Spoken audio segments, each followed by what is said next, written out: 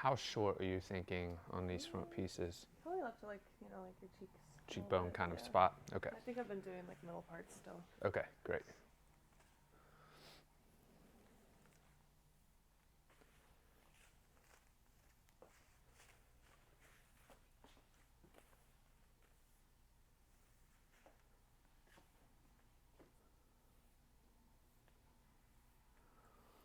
All right, so the last time we cut Drea's hair was the first time that we did this haircut, and today, basically, you described it as a mullet, but not a mullet, Yes. right?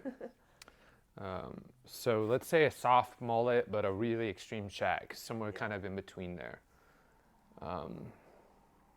So a lot of these haircuts are going to be sectioned very similarly. The process, for a mullet is going to be similar to that of a shag and vice versa.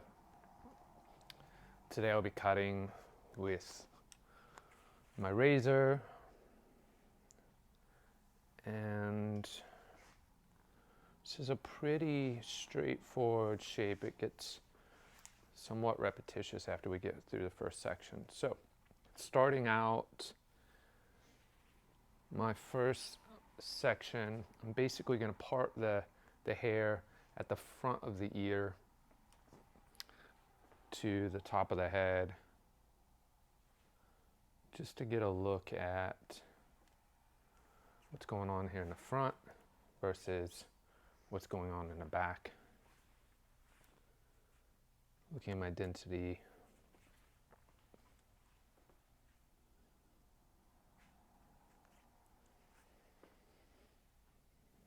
And so we're going to start with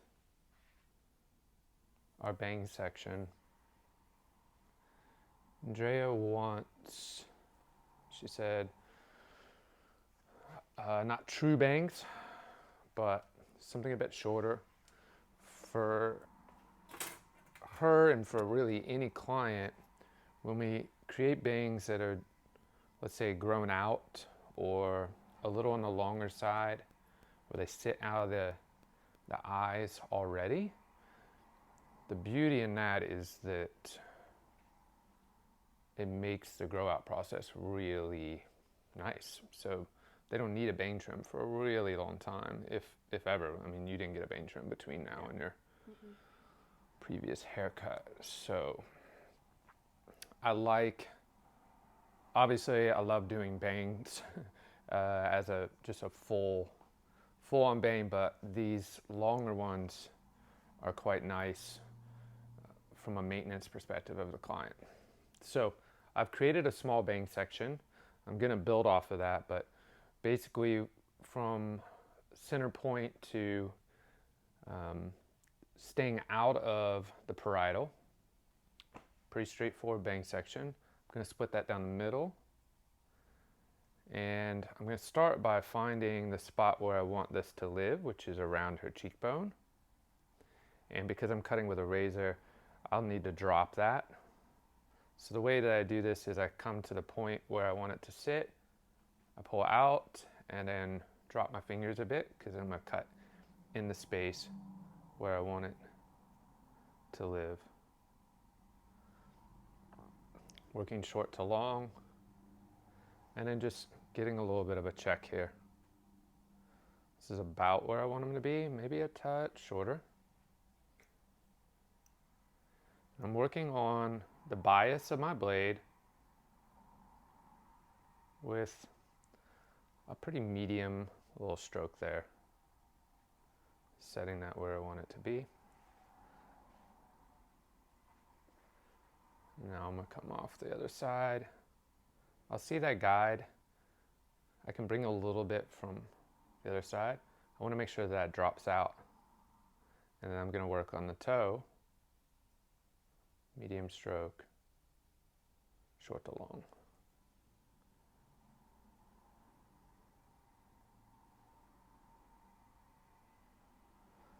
Nice. And that's about where I want them to live, in that range. So now I'm just going to take more.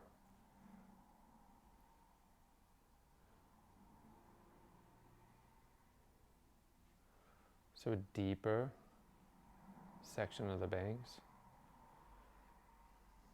And work really similarly. Just repeating. The thing that's going to change now is I'm going to come straight off the head shape, and I can see my guide underneath. I want to let the guide drop off, and then I'm going to open up this stroke rate just a little bit so that we're layering on top of this and not creating just a line. So letting the guide drop out, opening my stroke a bit.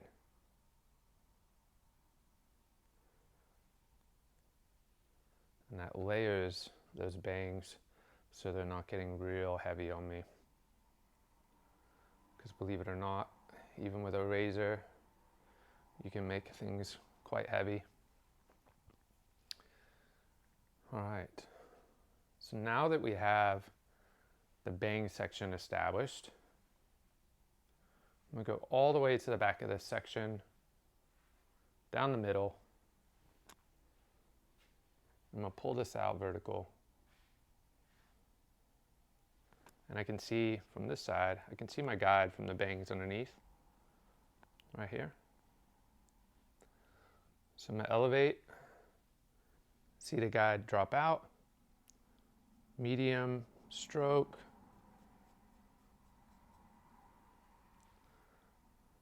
and I'm connecting that back section to these fringe.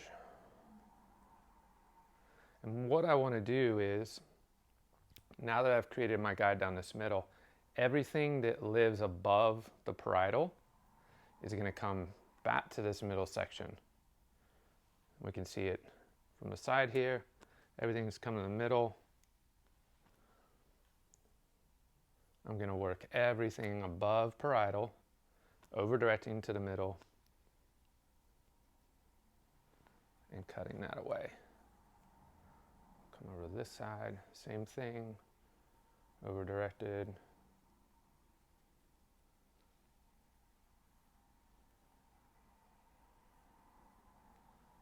Just getting to that parietal edge, but not including it. I don't want to include the sides of the head on this section, and I definitely want to make sure I over direct everything back to the middle. If we don't over direct to the middle, what ends up happening is we kind of create this cap versus a nice peeling away, short to long. So everything in this top section here, make sure that it sits in the middle when you cut it. So everything coming and shrinking to the middle and cutting. Now that we've established our fringe and the top of this section, we have to cut the side of this section. So there's two. Sorry guys, I'm just had a little extra hair on this side. I just wanted to make sure I had that section right. So if this is my fringe or top of the head, so we have some bangs and then some layers behind the bangs, and all that sits above this parietal ridge here. Now we have this side that needs to be cut. And this is the area that's going to give us that feel of a mullet, while also giving this a place to live, right? So we want a place for these fringe and this layering to live. Otherwise, it's going to sit here against this and kind of get bullish on us. So the way we're going to start this is I'm going to pull this initial section kind of with the eye, this bone right here off the eye kind of connects to the side of the head. This is the bottom of that parietal ridge. I'm going to peel off, and you can see this whole section that hasn't been cut, and then our bangs that are living above it. So to create space here, we're going to see the fringe drop out, and then I'm going to go quite deep, about halfway through.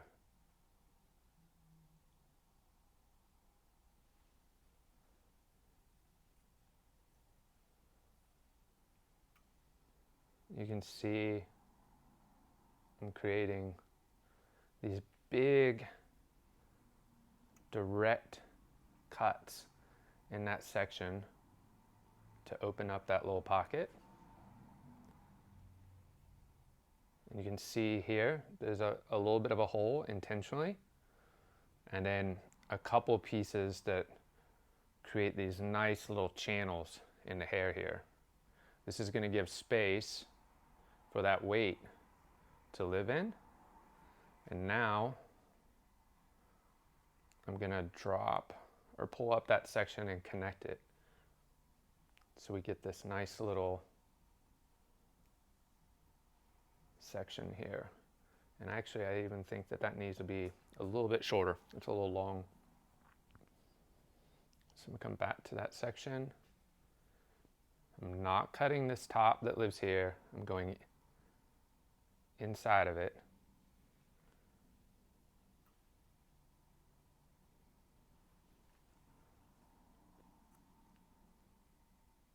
There we are.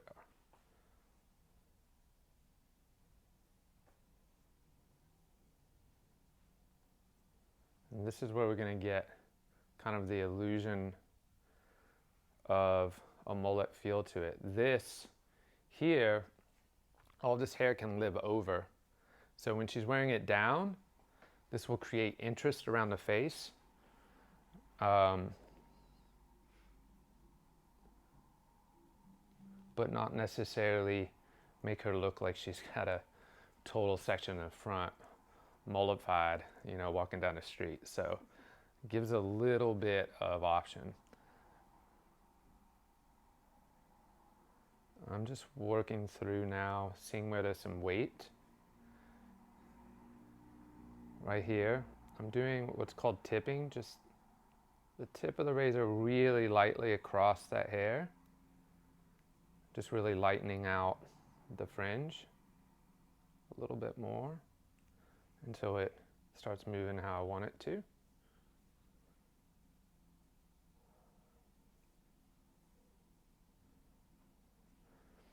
And then through the back of these panels, drawing from the back now, because we've cut everything coming forward, just drawing from the back here to collapse some more weight out of this and make it really soft. So a little bit of an extra bit here. And it might seem like I'm spending a lot of time through this section, and I am, because really the whole haircut is built off of this section. So we want to make sure that it's laying right before I move on.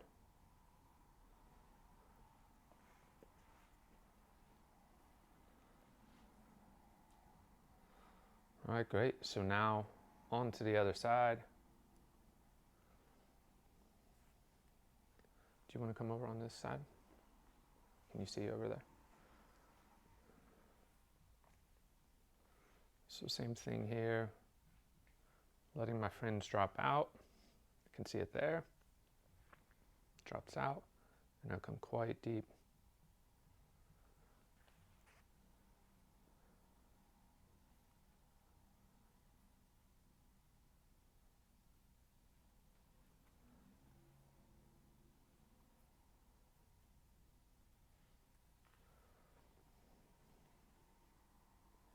And you can probably see the difference between how I'm cutting here, which is a very intentional single stroke. And then as I move into this section, you can see my blade moving quite a bit more. This is really, the bigger stroke is really taking some significant weight out as I go through that pocket. This section here doesn't really need that weight out, so I'm really just going through and cutting the length now when I'm here.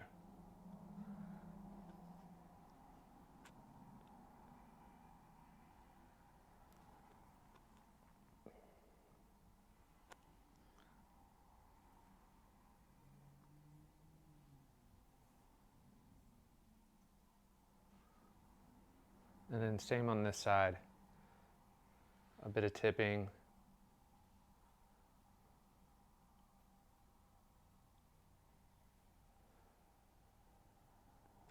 And taking any bits of weight out that visually I don't love.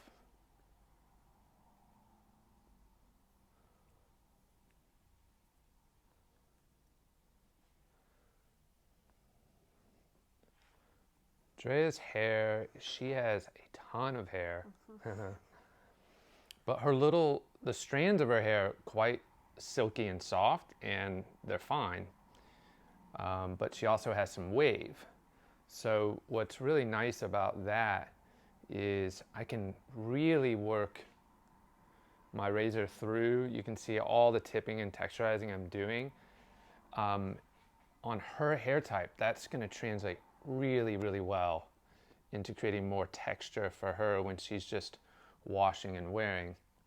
Versus if I did this on somebody who had maybe not as silky of hair, maybe it was a little bit more coarse, maybe it was more curly, that amount of texture that I'm putting in there could translate to being a little chaotic or maybe not quite as pretty. So you can see, if you want to get a shot of the front here of her, I want to make sure that I get this first set of sections here in front of the ear where I want it before I move on, because this really kind of is the money shot, if you will, of the haircut. So I want to make sure it's balanced, and we've got this kind of mullety vibe if we use the contrast of the length here. But this is also going to be really nice that when she pulls this up, she's got something to play with and of interest. And then we already know that this length is long enough to get out of the eyes, so it will grow out really well. She can go, I mean, how long did you go from your last haircut?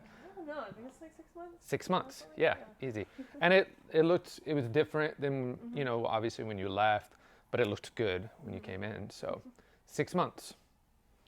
So that's kind of one of my objectives with clients, is not only simplifying their day-to-day process with their hair, but then the just upkeep with the haircuts. If we can create things that last longer and that turn into you know, maybe something different, but just equally as flattering and useful, then you create a lot of value within haircuts by doing that.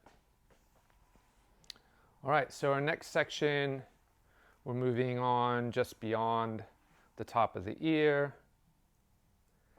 And, you know, in razor cutting, I tend to use sections that are a little bit bigger, at least an inch. I think you can tend to overwork the hair if we keep the sections too fine. All right, so we've worked everything in front of the ear into this short little crop that we had there, and now we've got to start integrating that shape into the back without losing all of this length. We are going to lose some length, but we don't want to lose all of it. So we'll start by going right back to the top. The top is going to be the easiest part. It's going to be really redundant, but we're going to just keep going right back to that center section. I'm cutting this vertically. I'm bringing it right back to the middle. One of the little things that I want you to notice is I'm not coming across the hair here. I'm actually going to come across here. So not here, here. And the reason is that it doesn't matter how soft or delicate you are, there's a very definitive start-stop when we come across the hair this way. You're going to create a little bit of choppiness in a line. It might be subtle, but one of the ways to avoid that is just to come slightly over to the side on the bias of that section of the blade, and you're going to make that transition from not cutting to cutting much softer. Subtle, but makes a big difference. Again, staying above parietal, working on the bias of my blade with a medium stroke, and over-directing everything to the center. It's not a ton here to cut, but get it done anyway.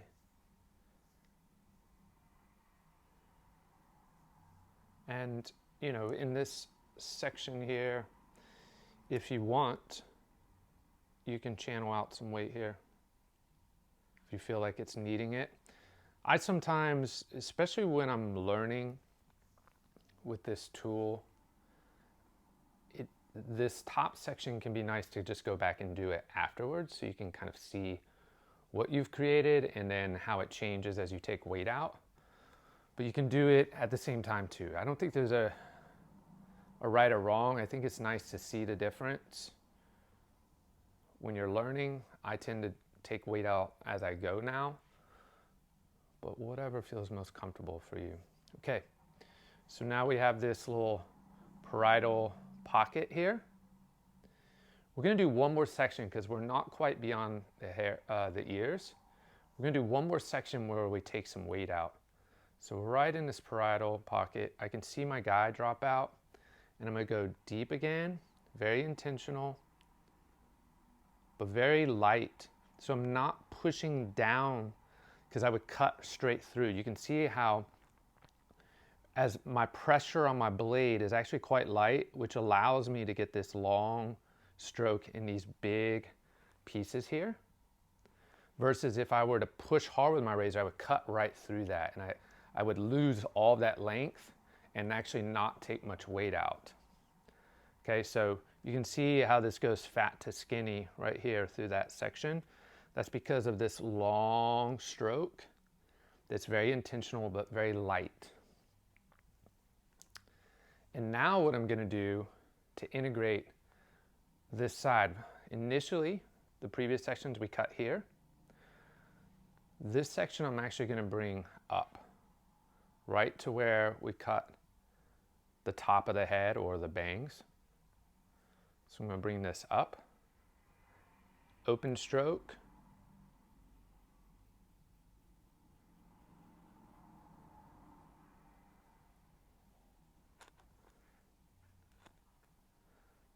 okay, and we can start to see how this almost seamlessly blends right into that section there.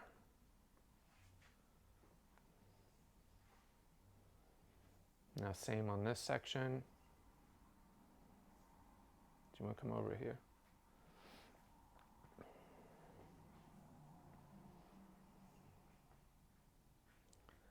You see that drop out? Again, it's going to be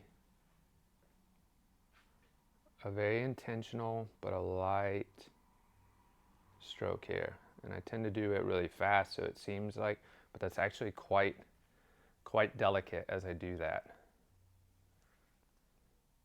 And it's just in this little pocket here, right through there. You can see again, fat to skinny. And now I'm going to bring this section up. So we're over directing now.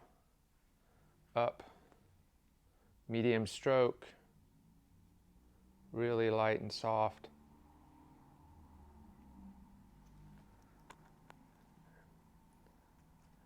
And then we start to see how that integrates in.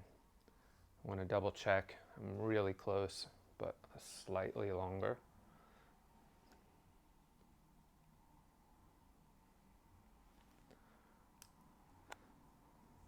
Great.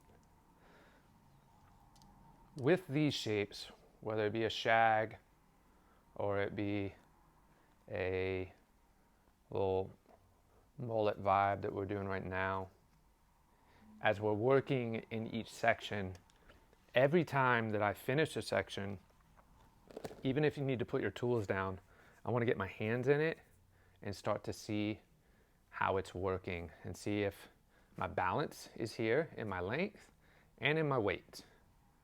Because what will happen is if you get off somewhere in this haircut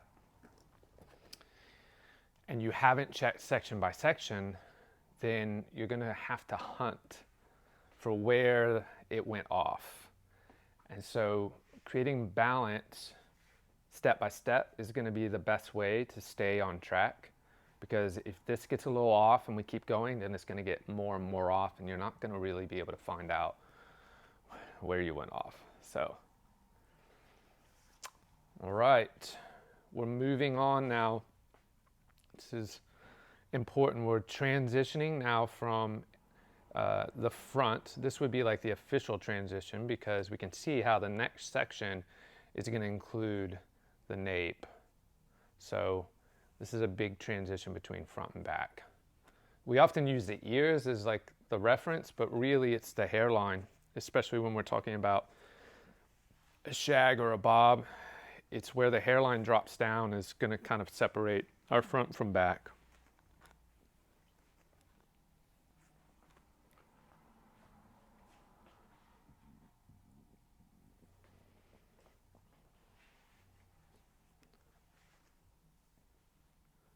All right, back to the top, same thing. Let's see, there's not going to be a whole lot here because we layered Drea last time quite a bit, so there's only going to be a little bit here. Remember, I'm over directing to the middle still. And I'm staying above the parietal still.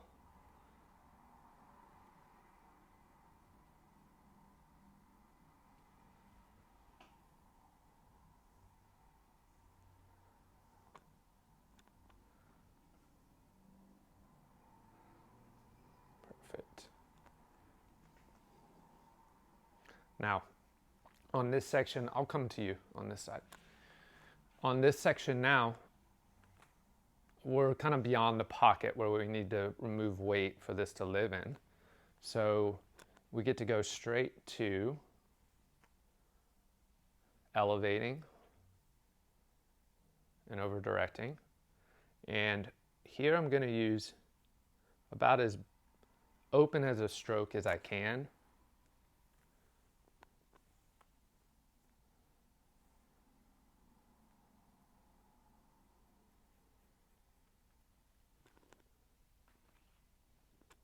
Just bringing all this hair up and over.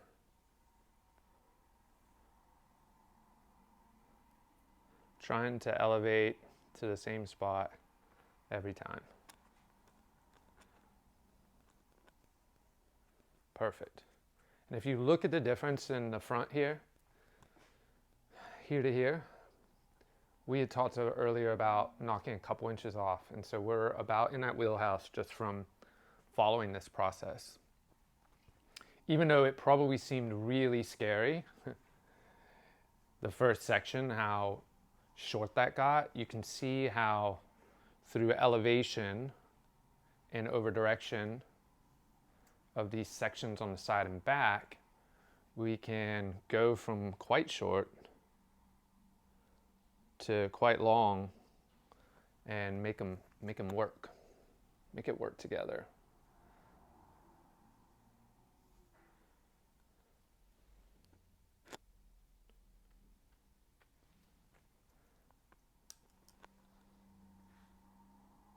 A little long, just a touch long. I tend to go long on my right side, partly because if you're right-handed, you're going to push a little bit. The other reason is so that you can see at home, I have to have my elbow up really high to make sure the camera can get in there. And so it kind of throws off that line a little bit. So again, I'm just going back to the haircut from a balanced perspective and making sure that it's all lining up right. And so far, I'm really happy with that. And you can see Drea's amazing texture is just already doing its thing. And we haven't put any product or anything like that in there. I want you to come around back here to this last section. So this is where I'm at in this last section here. You know, we did the first section to integrate, and now we have, probably you could do one two, three, 4 sections here. So 2 more sections forward. But likely this section in the middle, there's not going to be much to cut. So from an efficiency standpoint, I would just split this down the middle and bring it all forward. I know that there's not going to be as much to cut in that middle because we've already cut Drea's hair. Now, if maybe you're doing something like this similar at home and your client doesn't have any layering, then you would likely break that into 2 more sections rather than just 1, just so you can manage the hair better. But I know that there's just not going to be that much in that center section. The other thing I don't really want to do is try and lift this hair that's back here. You know, this is coming all the way around, and try and lift it and go up. So this last section, once we go beyond the round of the head, it's all just going to wrap around versus being held up and over. We can get to that in a minute. So basically just bringing this hair forward. There's probably not going to be much there to cut. There's not. We'll go into this panel, elevate, and you can see now there's really very little there. There'll probably be a little bit more in these 2 sections, but not a lot.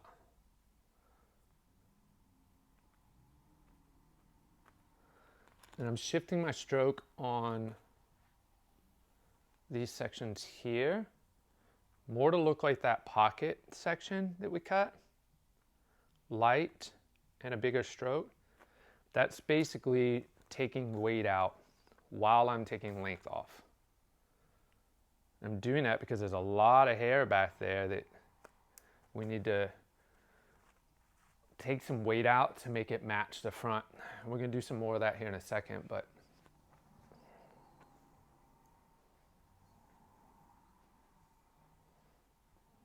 elevate up, not a whole lot here to cut.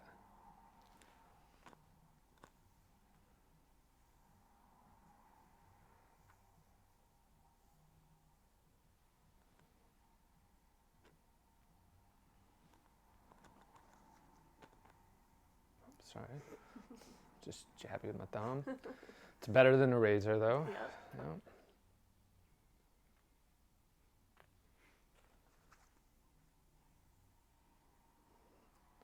Knock on wood, I've never cut a client with a razor. Scissors before, yes, but not the razor.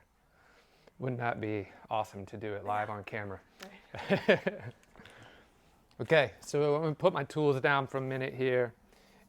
The basic outline and layering of this cut, that's it. It's very straightforward. But I want to make sure that the weight is balanced. And the other thing that we haven't really addressed is we can see all of this great texture and movement around her face. But still in this back here, it's all been over-directed to the front here to create this shape that we want that is short to long. But what ends up happening is this area can then feel kind of limp and heavy in comparison, and you can kind of see that right now, partly because this is dry and not so much here. But you get all this layered texture and movement through here, and it's less so because we have all this density here. So there's 2 things we're going to do. One is connect that through layering, and then 2 is visually remove weight. So the connection for layering, you're going to have to swing on this side because I'm going to cut from here. The connection on layering is going to be through this crown, where I'm going to hold the hair up and I can see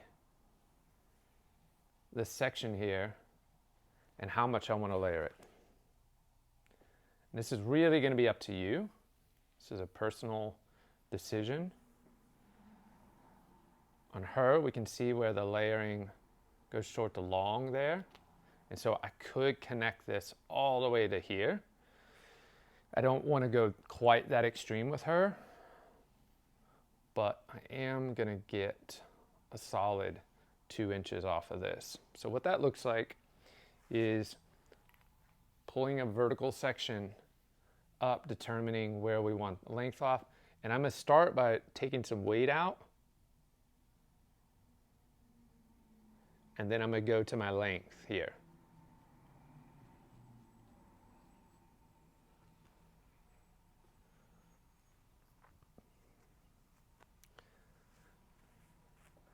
And from there, I'm going to do the same thing that we did up front with the bangs. I'm going to just wrap around the head here with vertical sections, but I'm continuing to over direct everything back to the center here.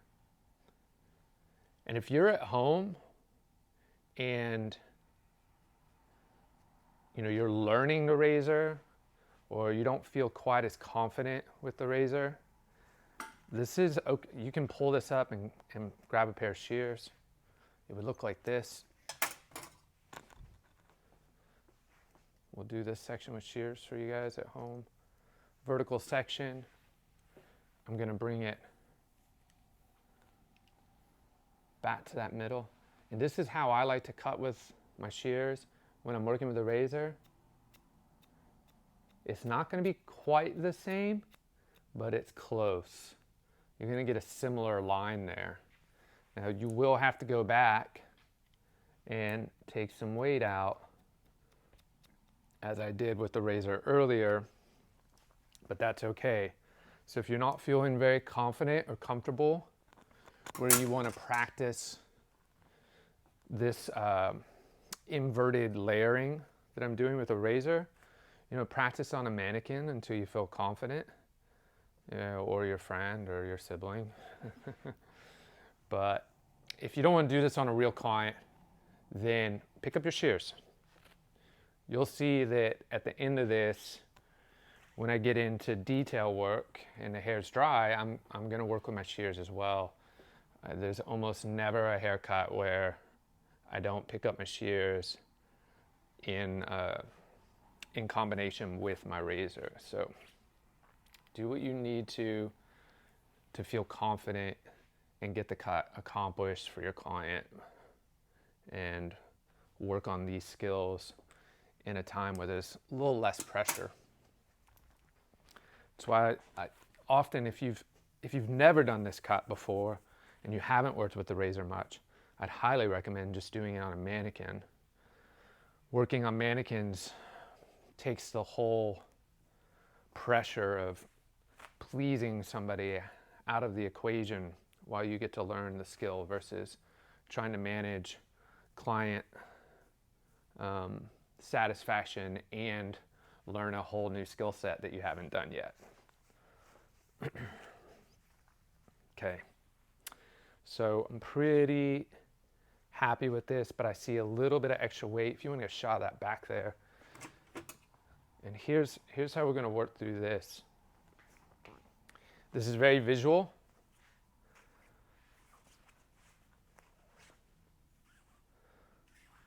So I'm just going to look at the shape here and come through and take some sections. And go about halfway up, very lightly, and just carve out. Again, if you're doing this for the first time, start really light, take a look, adjust if needed, continue on. Likely, this is something that you would want to practice on a mannequin. I'm moving pretty quick through these sections, but let me slow one down for you. What this looks like is imagine this is a key into the lock. I've got to create a slight turn or it's not going to cut anything. So if I just put the key in and I go straight down, it's not going to cut. So I've got to turn a little bit against the hair. The more I turn, the more aggressive that's going to cut. And I always think of being delicate when I'm cutting with a razor. There's not a lot of force that needs to happen. If you're forcing it, it's likely your tension with the hand that's holding the hair. So if you feel like you're having to like push the razor through, you're probably not creating enough tension with the hair on your holding hand. And that's very, very common, especially when you're learning the razor, because it's a dexterity thing. It's hard to, you're not just going to have that dexterity out of the gate. So building dexterity is going to take a little bit of time, but the razor hand should feel real soft and delicate. It shouldn't feel like you're trying to force through it.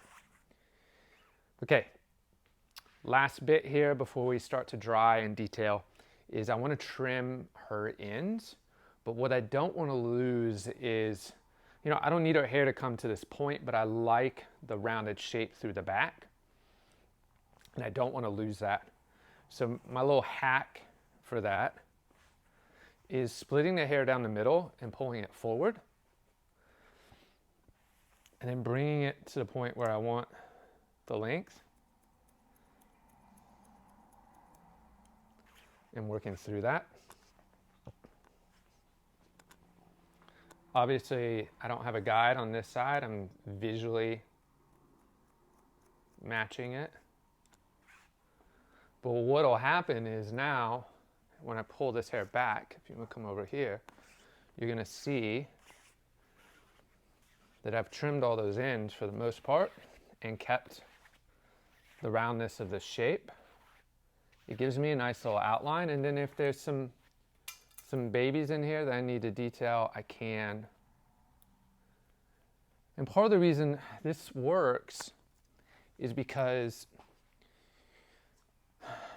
all of this hair from basically the tops of her ears up isn't in this section when I pull it forward, right? Because it's all layered. So really it is only the ears below, mostly just in the nape that we're cutting. And so by pulling it forward and over directing, we're going to get this nice little U shape. I do this a lot on my dry cutting.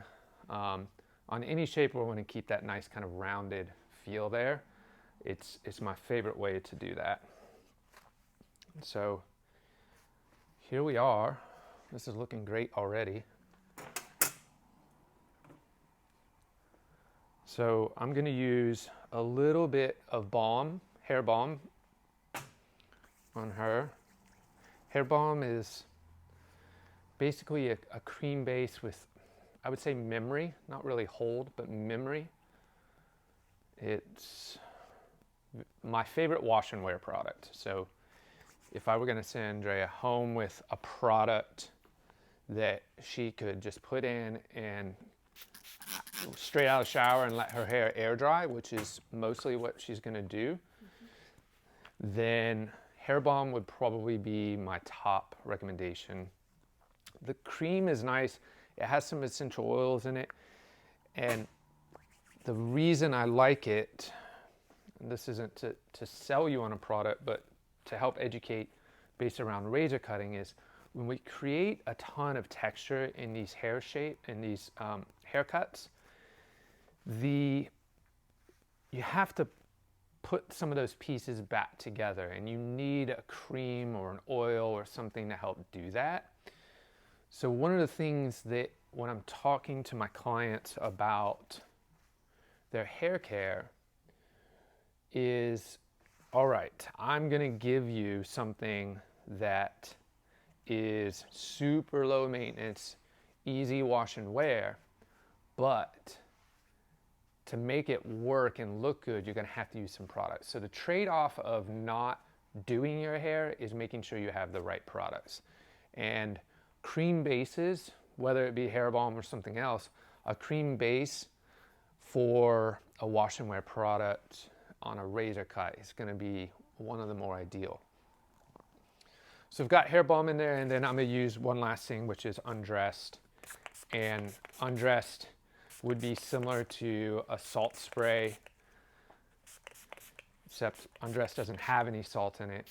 And this is just going to give me even more texture, and it helps to dampen the hair as it's already started to dry on me. So just going to kind of place just for a little bit more styling effect, I'm gonna actually really manipulate the hair to where I want it. This is the great thing about her texture is it likes to play along. It'll go where we tell it to. And we've created all of this texture with the razor. This allows us to kind of really manipulate the hair. A little bit of water to cut out frizz.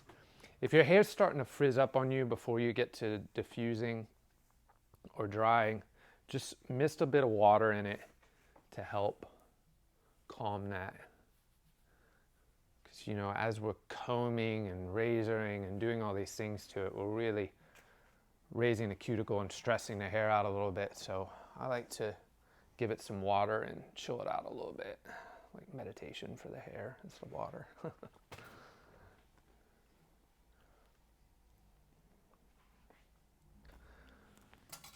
Okay. So now there's a couple different ways to do this. If she had a true curl, I might twist set initially.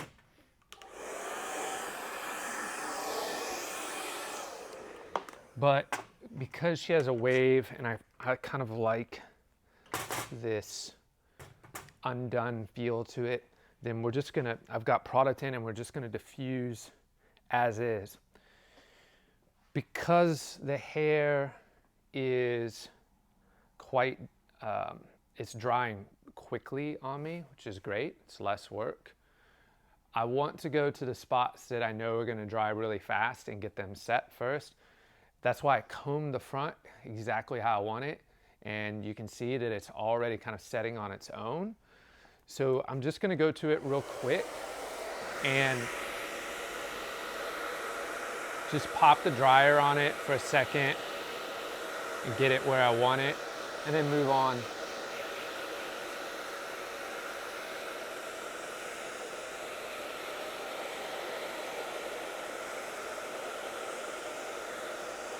Really all I'm doing is I have this dryer on high heat but a medium speed so it doesn't blow around much, obviously with the diffuser, but I've already set these where I want them. I'm just lifting at a root so it doesn't lay flat on her scalp.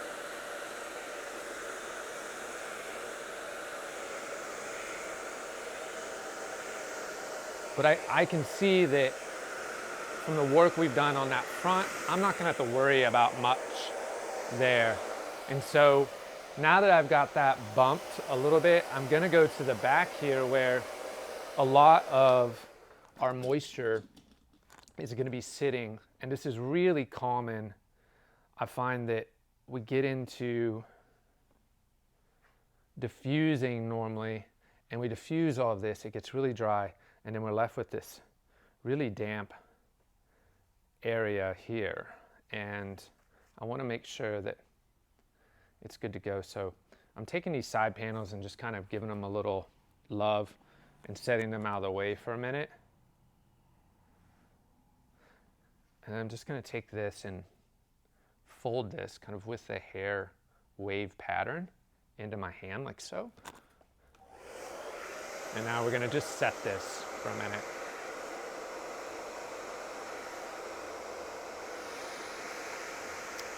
And likely I will edit a little bit of this section out so they're not watching us dry, like paint on a wall drying.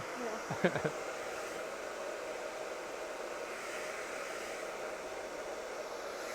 How's that feeling to you so far? Good.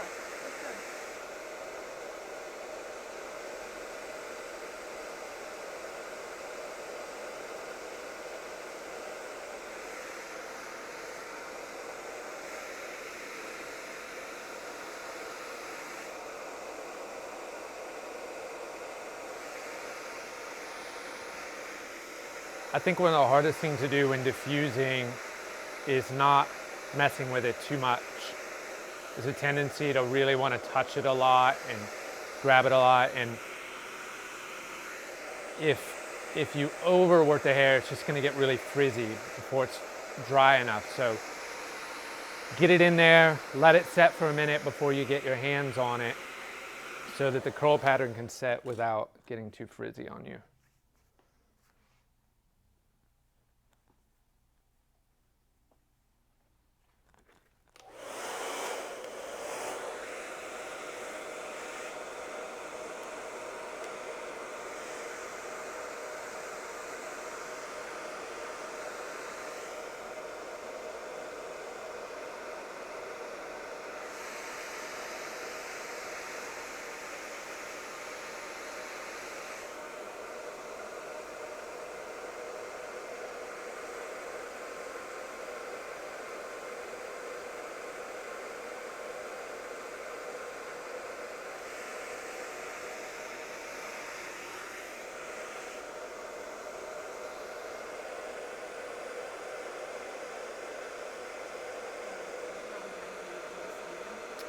High heat, low speed. Yep.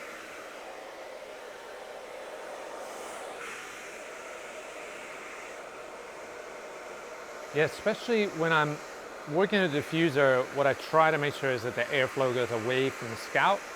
It's not always possible, but when the airflow is going away from the scalp, I definitely have the heat on high.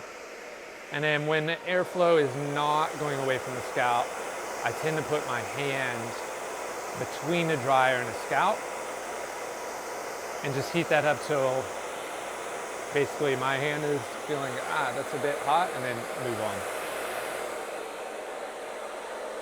So I can come up and under the hair and gather,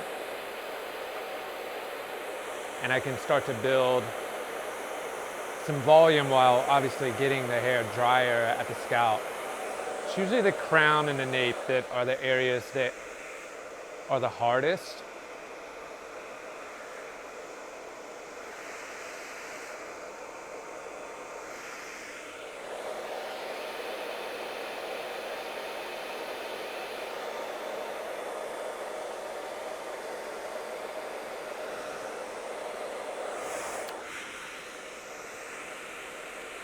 So there's a catch with diffusing. The catch is heat and airflow are going to cause expansion and a bit of frizz.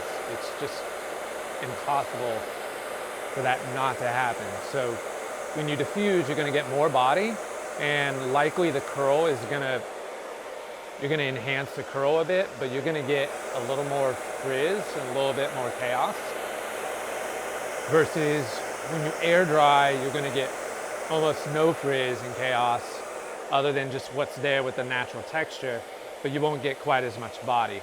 So Drea's hair right now in comparison to if she air dried has a lot more body to it, but definitely a little more chaos. Versus, she just walks out of the shower, puts some products in, lets it air dry. She might not get as much body from it, but she won't deal with any frizz. And obviously, all that is dependent on humidity and temperature outside as well.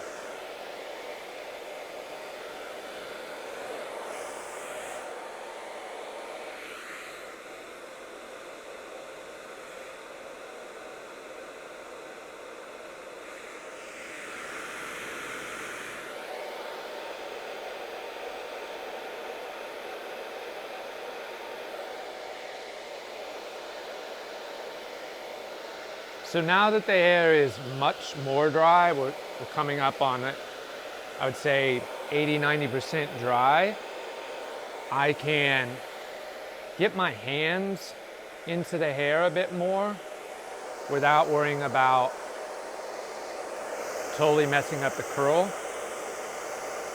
So I'm just getting in here and finding spots that look flat or not fully dry, agitating the hair a little bit, creating some more body.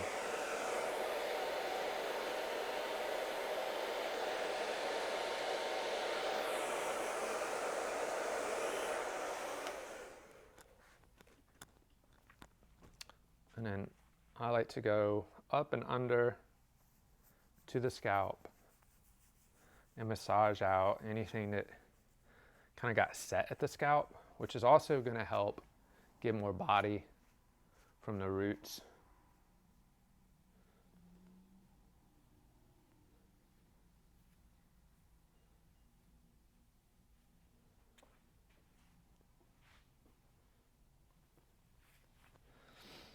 And then we're going to do just a little bit of detail work. There's not much here. Sometimes I will finish a cut that I've done with a razor and feel like I need to really work through a lot of the different sections. So the first area I'm going to check is my consistency through the back and making sure that this feels somewhat seamless and not too heavy, which it translates fairly well to me. Sometimes what might end up happening is as it's dry, you'll feel like lots of movement here, and feels like just this one little section of heavy ponytailish. But we worked through that section earlier where we layered here, and I went through and carved out a little bit of weight, so I'm feeling pretty good about that. Checking my balance on length, just make sure I don't need to adjust anything there. This side isn't actually longer, but it's translating to be a little bit heavier. Likely that's coming through this back section.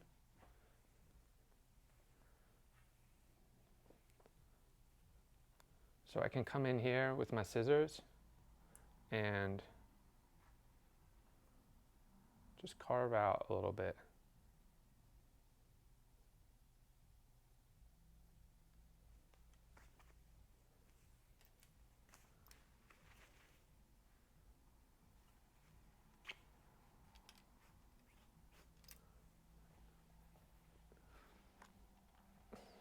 And then areas that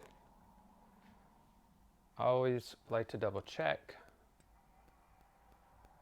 areas that tend to get heavy for me are going to be if it gets too bulky here or too much weight on top. If you feel like you got a bowl, it's likely because you didn't bring everything to the middle here and we cut round. But you can see on her, we collapsed everything from that middle and it spills out. The shape's fairly nice. I almost always still go through this top panel here and I let those bangs drop out. And I'm gonna come in here and just take a bit of weight out.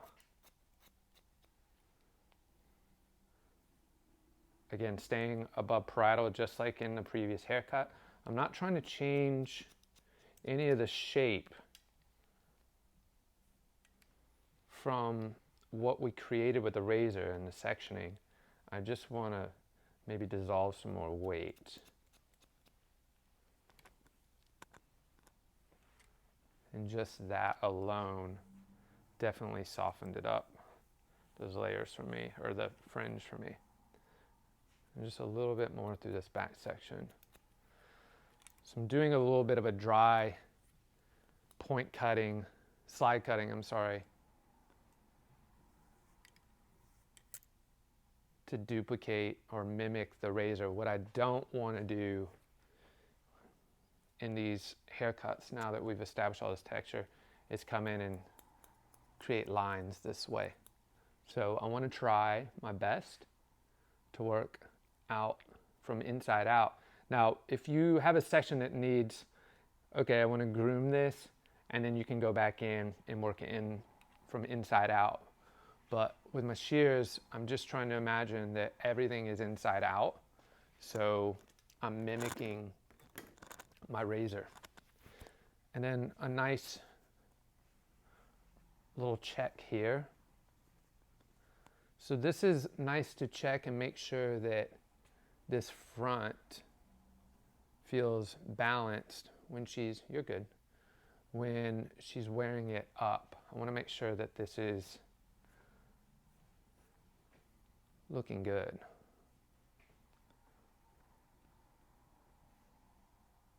And it's okay if, like, you know, I don't think things should be perfect. So if there's, you know, I think on this side I've got like maybe a 1/4 of an inch here, but who knows, one day it might curl more or less.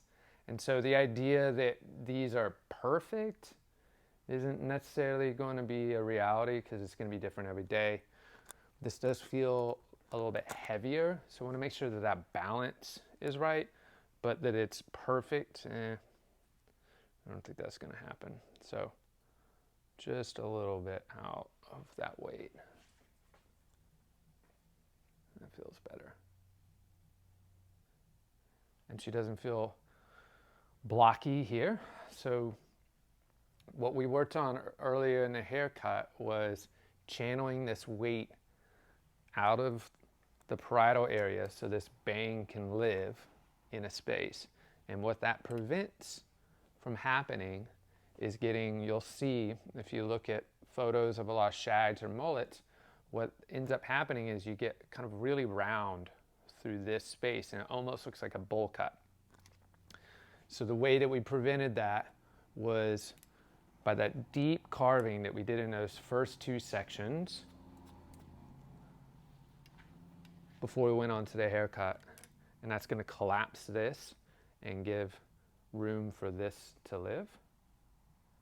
And obviously give us a little bit of this mullet vibe where we have really short to some length here.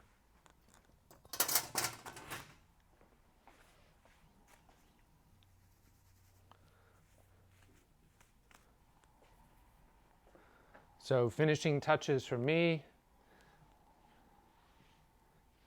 If you're going to photograph at home, which definitely I'd be photographing your clients, even if you're not going to post them, I think photographing your clients is a great practice in being able to objectively see your own work and see what balances you might need to improve or change. So I like to photograph as many of my clients as possible. I put a little powder in here at the roots, which is just going to give a lot of body at the roots.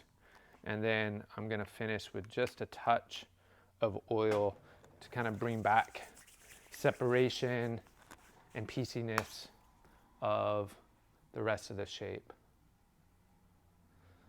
Lots of, that's 4 different products we use today. That's not a recommendation that I would send a client out with. This is, hey, I want to get a great photo, so I want to make sure that the hair is sitting just how I want it, but likely you could get away with creating a similar look for a client with maybe 2 products. And that's that. All right, thanks everybody.